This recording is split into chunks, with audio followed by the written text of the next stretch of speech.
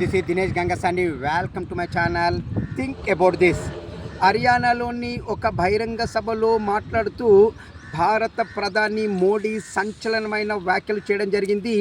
ఈ వ్యాఖ్యలు కాంగ్రెస్ ప్రభుత్వాలు అధికారంలో ఉన్నటువంటి రాష్ట్రాలను ఉద్దేశించి చేయడం జరిగింది.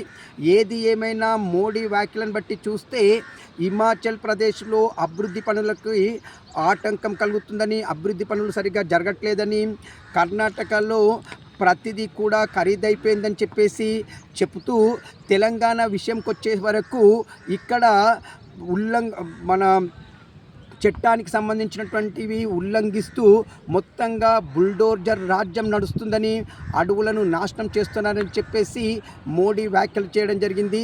ఏది ఏమైనా కాంగ్రెస్ ప్రభుత్వం అధికారంలో ఉన్నటువంటి 3 రాష్ట్రాలను ఉద్దేశించి మోడీ చేసిన ఈ వ్యాఖ్యలు దేశవ్యాప్తంగా దుమారం రేపుతున్నాయి. మరి ఈ వ్యాఖ్యలపైన మీ అభిప్రాయాన్ని నాకు కామెంట్ రూపంలో తెలియచేయండి. ఇట్లు దినేష్ గంగసాని.